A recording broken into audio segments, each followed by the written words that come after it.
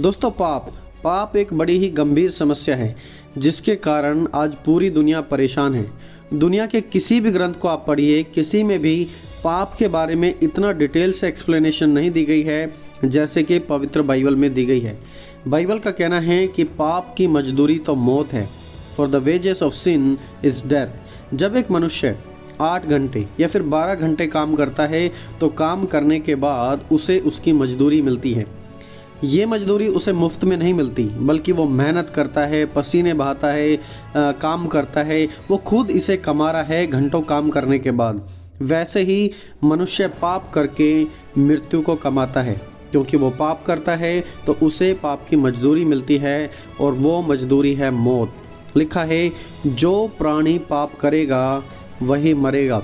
पाप इतना गंभीर मुद्दा है कि पाप से हमें छुड़ाने को खुद परमेश्वर के पुत्र को हमारे लिए नीचे आना पड़ा, अपना लहू बहाना पड़ा ताकि हमें पापों से छुड़ा सके।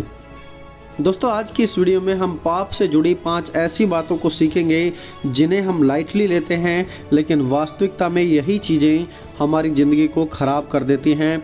तो पूरा ज़रूर देखना। आइए हम शुरू करते हैं। दोस्तों, पहली बात जो मनुष्य पाप के बारे में सोचते हैं कि it's not a big deal, यह कोई गंभीर बात नहीं है। जब हम पाप करते हैं तो हमारा विवेक इस बात की गवाही देता है कि जो हमने किया है वो गलत है और ऐसा नहीं करना चाहिए था। पाप करने के बाद बुरा लगता है, गिल्ट महसूस होती है, अपने ऊपर शर्म भी आती है, लेकिन फिर हम अपने आप को कैसे इनकरेज करते हैं, यह कहकर कि अरे कोई बात नहीं, सब पाप करते हैं, मैंने कर दिया तो यह कौन सी बड़ी बात है। लेकिन रियलिटी तो यही है दोस्तों कि पाप तो पाप है, चाहे वो झूठ हो, चोरी करना हो, गाली देना, हत्या करना, व्यभिचार ही क्यों ना हो। सभी पापों की मजदूरी तो है मौत। सबका एक ही एंड है और वो एंड है मृत्यु।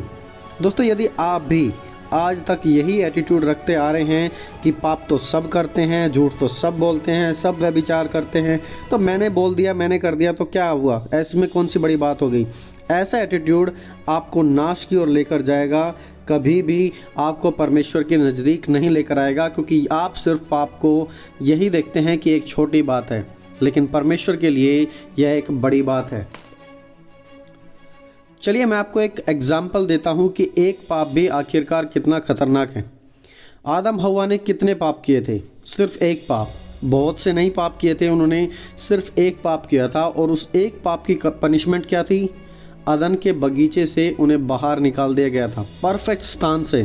वो दुख में आ गए, परमेश्वर की उपस्थिति में रहते थे, अब परमेश्वर की उपस्थिति से दूर होकर दुख में आ गए हैं। वो उनमें मौत आ गई। कैसे? सिर्फ एक पाप से। इतना गंभीर है एक पाप। इसलिए मैं आपको भी कहता हूँ, पाप को कभी भी लाइटली ना लें। आज जो भी चीज़ आपके जीवन में है उसे कभी भी लाइटली ना लें। नहीं कहें कि it's not a big deal, ये कोई गंभीर बात नहीं है, यह बहुत ही गंभीर बात है। आप अपने इस एटीट्यूड को आज ही बदल दीजिए। दोस्तों, दूसरी बात, no one will find about me and my sin. मेरे बारे में, मैं क्या करता हूँ, कब करता हूँ, कैसे करता हूँ, इसके बारे में किसी को कुछ भी नहीं पता लगेगा। जब मनुष्य पाप करता है तो हालांकि उसका विवेक तो उसे बताता है कि तुम गलत कर रहे हो, लेकिन फिर भी वो पाप करता है सिर्फ यही सोचकर कि किसी को भी कुछ नहीं पता लगेगा।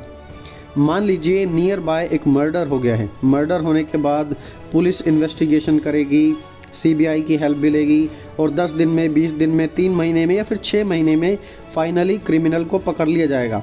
हमारे गलत काम गवर्नमेंट के द्वारा जब पकड़ लिए जाते हैं तो क्या परमेश्वर ऐसे पाप में कामों को नहीं पकड़ेगा? या परमेश्वर उनके बारे में जानकारी नहीं होगी परमेश्वर को? मत्ती 6 अध्याय में प्रभु यीशु सिखा रहे थे कि जब तू प्रार्थना करे तो अपनी कोठरी में जा और द्वार बंद करके अपने पिता से जो गुप्त में है प्रार्थना कर, और तब तेरा पिता जो गुप्त में देखता है तुझे प्रतिफल देगा। प्रभु यीशु का कहना था कि पिता गुप्त में देखता है। आपको लगता है कि कोई आपको नहीं देख पाएगा, आपके पाप के बारे में किसी को नहीं पता लगेगा, लेकिन पिता आपको वहाँ भी देखते हैं। कोई उनकी नज़रों से नहीं बच पाएगा। भजन संहिता में लिखा है, यहोवा स्वर्ग से दृष्टि करता है, वह सब मनुष्य को निहारता है। तो आप सोचते हैं कि आपको कोई भी नहीं देख पाएगा, no one will find about me, लेकिन परमेश्वर आपके बारे में जानते हैं, वो आपको देख रहे हैं। जब भी आप पाप करें, याद रखें कि प्रभु की नज़रें आप पर लगी हुई हैं, वो देख रहे हैं। क्या अगर आपके सामने सीसीटीवी कैमरा लगा होगा तो क्या आप वो गलत काम करेंगे? नहीं, आप डर जाएंगे कि कहीं कोई मेरी रिकॉर्डिंग को देख ना ले, मुझे देख ना ले। लेकिन आप याद रखें कि प्रभु की आंखें आप पे लगी हुई हैं। जब आप गलत काम कर रहे हैं, आप पाप करने के लिए दौड़े चले जा रहे हैं, प्रभु वहाँ पर आपको देख रहे हैं। परमेश्वर हर एक चीज़ को नोटिस कर रहे हैं। दोस्तों तीसरी बात, my sin is not as big as other people sin. मेरा पाप उस दूसरे व्यक्ति के पाप के मुकाबले छोटा है। लोग जब पाप करते हैं तो अपने आप को कंपेयर भी करते हैं, कंपेयर करते हैं कि वो तो मुझसे बड़ा पापी है, मैं तो उसके मुकाबले कुछ भी नहीं हूँ।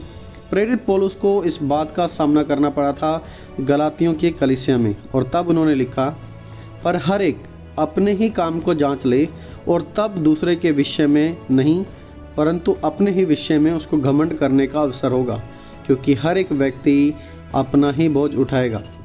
प्रेरित पौलुस ने सिखाया, पहले अपनी लाइफ को चेक करो, तब तुम्हें अपनी वास्तविकता पता लगेगी।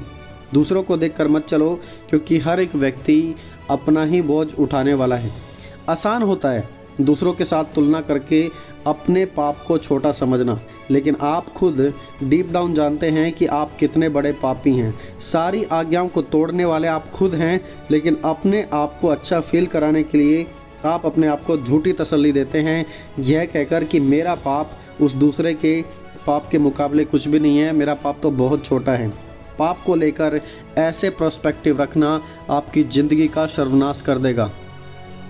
रिसेंटली कुछ समय पहले किसी के बारे में पता लगा कि कैसे वो व्यभिचार में फंस गए हैं, और जब उनसे बातचीत की गई तो उन्होंने कहा कि क्या हो गया, मैंने व्यभिचार कर दिया, तो राजा दाऊद ने भी तो व्यभिचार किया था। तो लोग आज उस मेंटालिटी के अनुसार चल रहे हैं कि जब राजा दाऊद ने व्यभिचार कर दिया तो मैं भी कर दूंगा, तो ये तो कोई बड़ी बात नहीं है।